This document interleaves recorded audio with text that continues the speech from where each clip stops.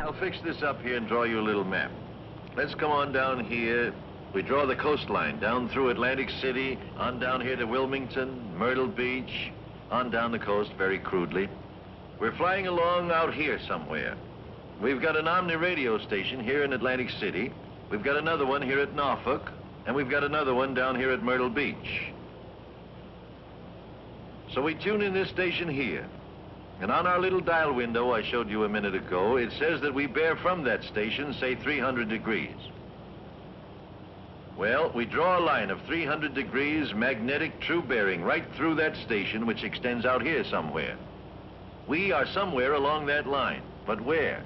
Okay, so we tune in this next station down here. And that one says in the little window that we have got a bearing of, say, 260 degrees. So we draw a line through that station at 260 degrees true. And where those two lines cross, that is where we are, right there. A little snooze, a few hours have gone by, and we are now approaching Miami. Now we'll show you what takes place in our approach and our landing. Time for us to start a gradual descent. But first, we have to get clearance to approach. Richard? Miami Tower from Eastern 601, 10 miles north. Eastern 601, 10 miles north at 11. Make left turn in, runway 17, wind south 10, altimeter 2998.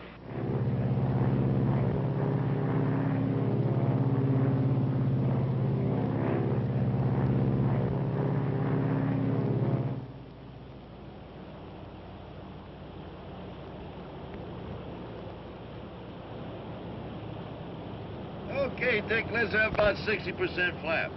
Flaps coming 60.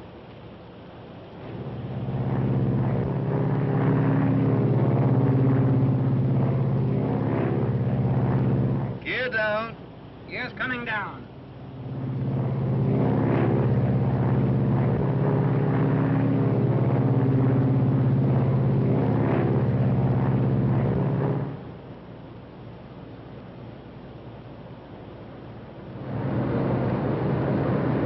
Eastern 601, clear to land.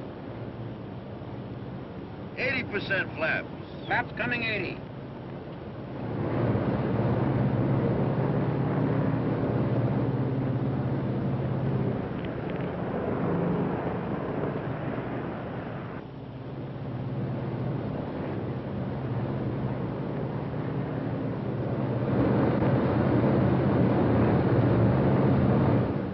Full flap.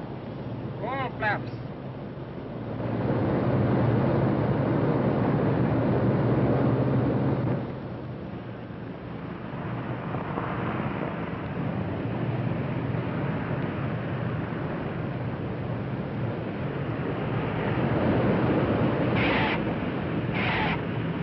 The captain will reverse the pitch of the propellers and push the air forward and just stop the plane.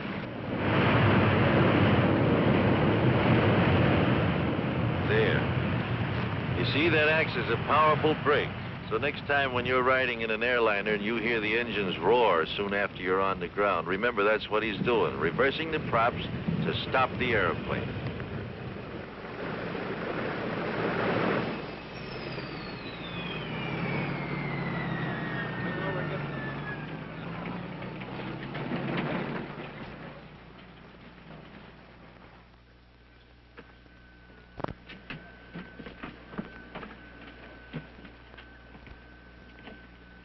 Well, here we are, right on schedule.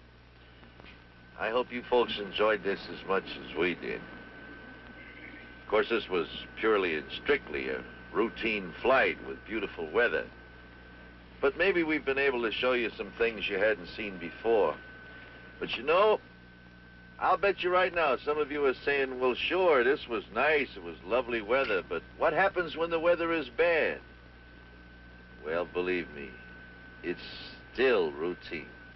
You see, in the first place, up where these Super Connies do most of the flying, the weather's always nice, way up on top of all the bad weather.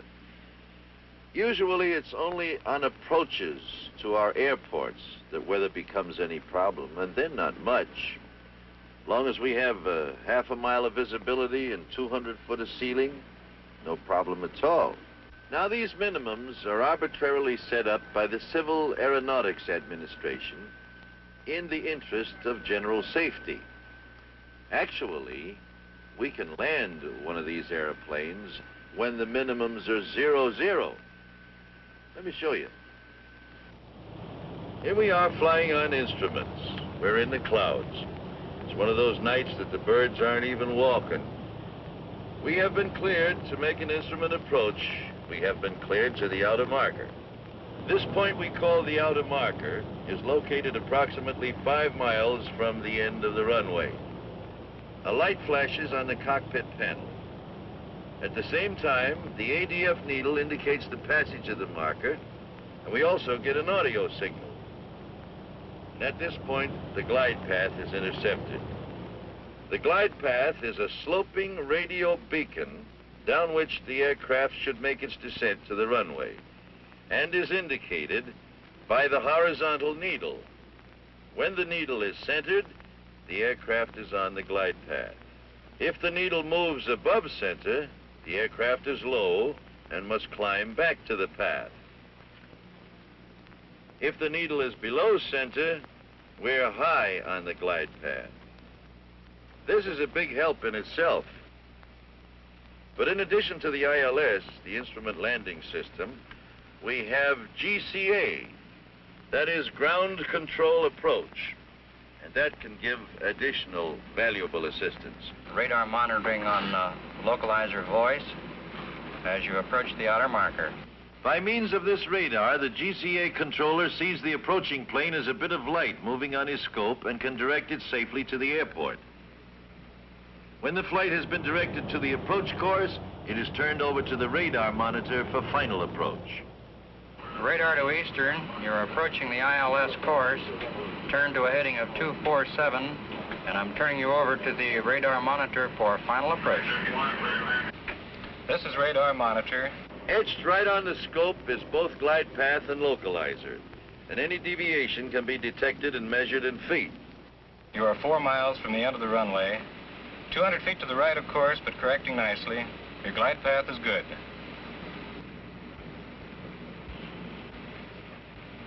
You are 3 miles from the end of the runway. Your course is good. Glide path slightly low, but okay. You are 2 miles from the end of the runway. Your course is good. You're now approaching the middle marker. You're over the middle marker. The approach light should be coming into view. Approach lights in view. Thank you, GCA. That column of lights ahead shows the approach to the end of the airport runway. Each bar of light is 100 feet apart, and that ball of light traveling away from us at such a high rate of speed is leading us right to the approach end of the runway itself. The green lights mark the start of the runway, and the border lights on each side stretching out into the distance outline 1.5 miles of airstrip just waiting for us to land on. So you see, it really isn't too difficult. Actually, we use these landing aids every day in good weather and bad to keep in practice. And practically all of the airports that we use are equipped with them. The thing to remember is that it's all figured out. Nothing is guesswork. It's still routine. Now I'm going to show you the most amazing demonstration of power in an airplane you've ever seen. Let's go back upstairs.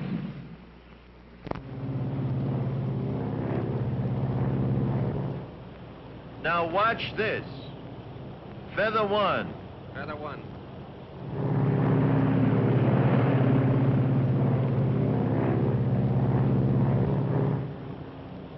Feather 2. Feather 2.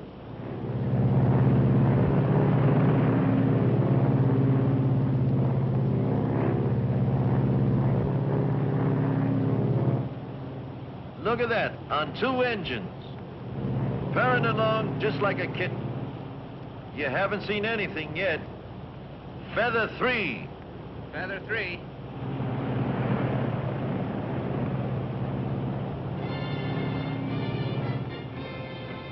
boy, oh boy, look at that.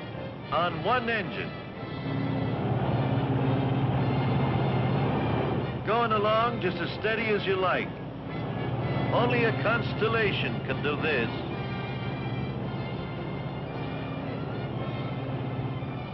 Why do we have all that tremendous reserve of power? Because, my friends, power means safety.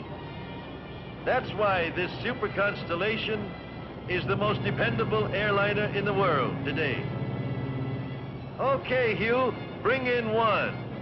Unfeathering one.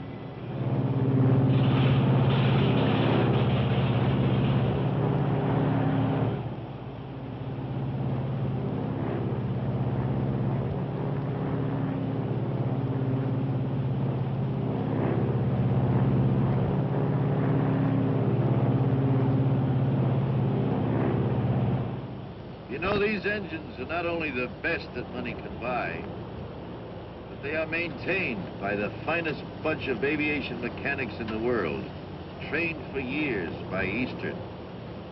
You know, you can have the best captains and the best pilots in the world. They can't do much good if the engines don't run. We've got the best mechanics in the business in Eastern. Doesn't that inspire confidence?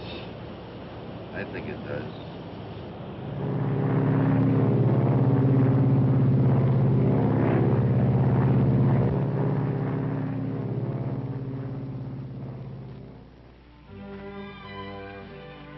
Well, we all have our dreams, I guess. I never did aspire to own an airline, but I always wanted an airplane of my own, even when I was a kid. I've got two of them now, a DC-3 and a Navion, and there are thousands of privately owned airplanes all over America today. This is the little airport or landing strip that I use when I fly home to Virginia. That's my Navion coming in there. A single-engine plane. We can go most anywhere in it. It has all the technical facilities and instruments that the big planes have. Besides the Navion, I have a DC-3. That's my Air Force.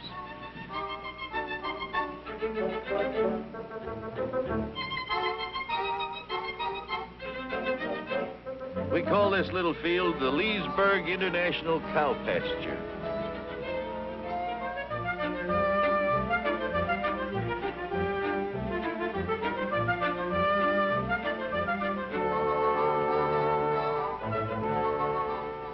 Cows out there give 100-octane milk.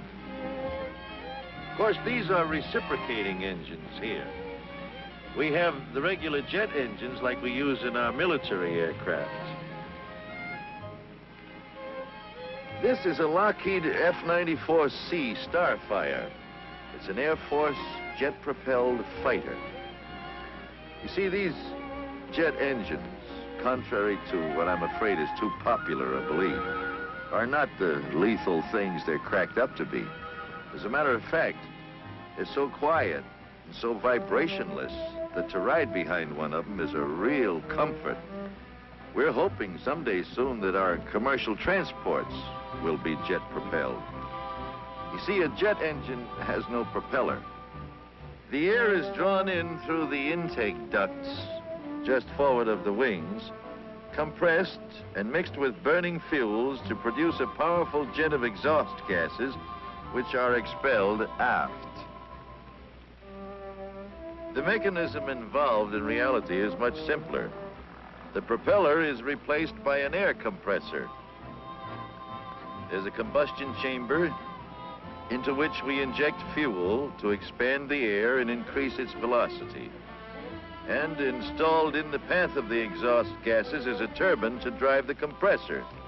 There you have it. This is my friend Tommy Daniels, a member of our Air Forces for 12 years.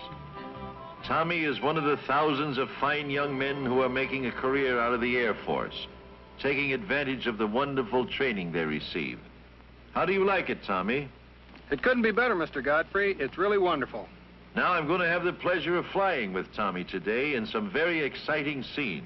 So, Tommy, what are we going to do? Well, Mr. Godfrey, I'd like to take you through some pull-ups to show you just what this airplane is designed to do in climbing to altitude rapidly. I'm sure you'll enjoy it, but it's just routine flying to us. We do it every day.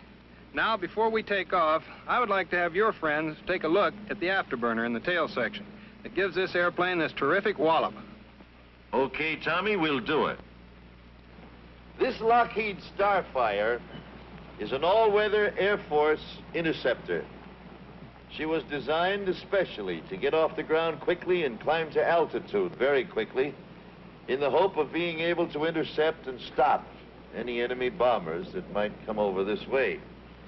To help her get up there quickly, she was designed with this afterburner in the tail section, which is why this tail section is so much bigger than any other jet you've probably seen. See, there's an auxiliary engine back in here that uses exhaust gases as they pass through and reburn them with greater efficiency, giving additional thrust to the engine. That really is something to watch. It get off quickly and climb to altitude, boy, oh boy. I want to show you what I mean, so we're going to fly by first on the regular jet, and so you can see and hear how it performs. And then we're going to fly by with the afterburner on. And you'll hear that, well, you'll see for yourself. You just watch. Okay, Tommy, let her go.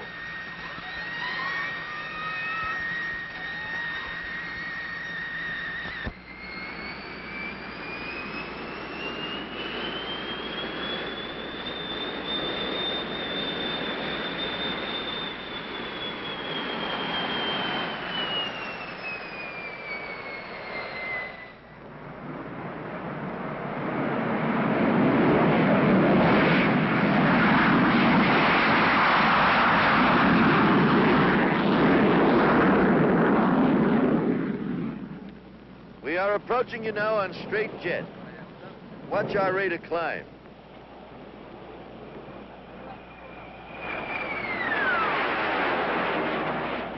Now we are approaching with the afterburner in operation. Watch the increase in this climb.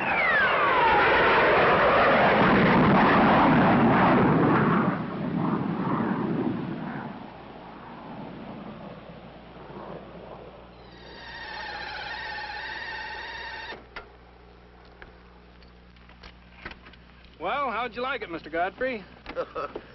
Boy, my pants are where my necktie ought to be. But it was wonderful. Gee, what a dive. Woo! That's just a sample of what this airplane can do, Mr. Godfrey. Thank you, Tommy. And this airplane can do much more, as we're going to see. Yes, and here comes the man now who's going to do it. And here is the chief test pilot for Lockheed, my good friend Tony Levier. Hello, Arthur. It's good to see you. Well, if you think those pull-ups were something, Arthur, just watch and I'll show you how easy it is to penetrate the sound barrier with this airplane. I wasn't with Tony on this flight, but we have a camera specially rigged on the tail to give you a close-up view of what happens when you break the sound barrier. Let me tell you what to watch for.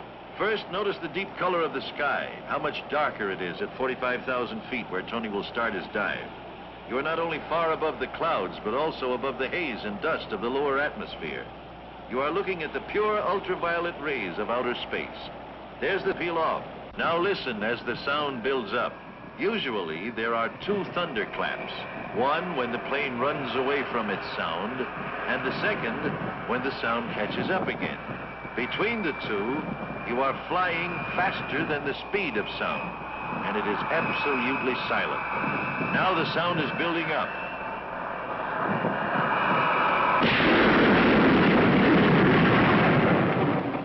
The sound barrier has been broken. This is the silence of supersonic flight. Now the pullout is being made. Listen to the noise when the sound catches up.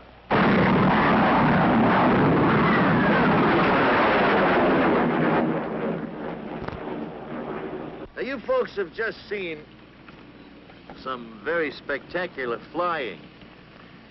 But the point I'd like to make to you is this, that as spectacular as it looks, it's not foolhardy, not without purpose. This airplane was built to take that kind of a strain. I'll say it was, Arthur. You know, even when you're flying faster than the speed of sound, This business of flying in our Air Forces is carefully figured out to the last detail. We take nothing but calculated risks. Calculated risks, you know? Our equipment is the very best. It's built to fly. You wouldn't make dives and pullouts like that with a transport plane. It wasn't built to do that. This kind of an airplane was. Why, we were climbing up out of that dive there at the rate of about 45,000 feet a minute for a few seconds. Even our big bombers, the B-52, the B-47s, they fly so fast, and yet they're built to fly, strong, and have all the bugs been worked out of them. So that really, it isn't something spectacular, this business of flying so fast. It's done every day by personnel that's trained very carefully, by men who are competent to train the youngsters coming along. Your son that joins the Air Force or the Naval Air Service, never fear but what he'll get the very best possible instruction, that every precaution will be made to look out for his safety. Sure, there's danger to it. There's danger to crossing the street. It takes a special breed of cat to fly these things. This can't be done by any namby-pamby. That's why all the men you know who are pilots are such wonderful young men. You young fellas looking for adventure, looking for real life, something you love every minute of it, you go and see the nearest Air Force recruiting officer, or the nearest naval officer procurement station, or the nearest air station someplace. Talk to them about it. It's a wonderful life. You'll love the years that you spend there, and you'll use the experience all the rest of your days. Join up. We need you. So now let's get back to the man who knows most about where air transportation is going. Hello, Art. Well, Rick, we've told the story pretty good up to now, I think. What would you say we can look forward to in the next few years? Well, Arthur, you've been talking about jets. You know, it won't be long until we'll be flying from New York to Miami in a matter of 2 hours, San Francisco in 5, and to London in 5 to 5.5 hours. And at altitudes from 35,000 feet to 45,000 feet. In fact, we'll be landing and taking off in most any kind of weather. Well, that's fine. That's wonderful, Rick. Our planes are flying faster all the time. But what are we going to do about this business of getting from the airport to town and from town to the airport? Doggone, sometimes it takes you longer to do that than it does to fly where you're going. I know. And we're going to be doing something about that, too, Arthur. It won't be long until you'll be going to your midtown terminal.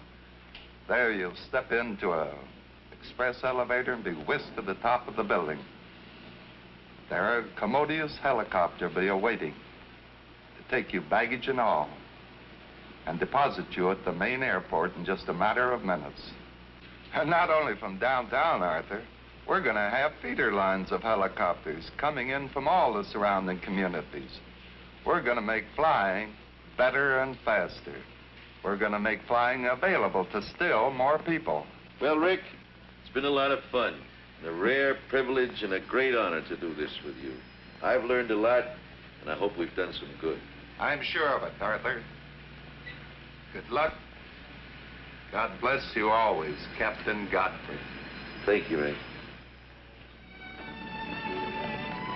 Well, it was a real nice trip, kid.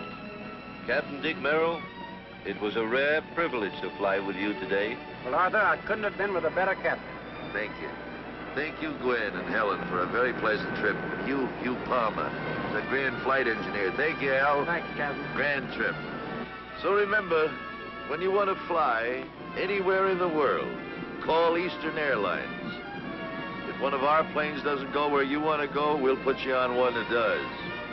And I'll be seeing you, be the good Lord willing.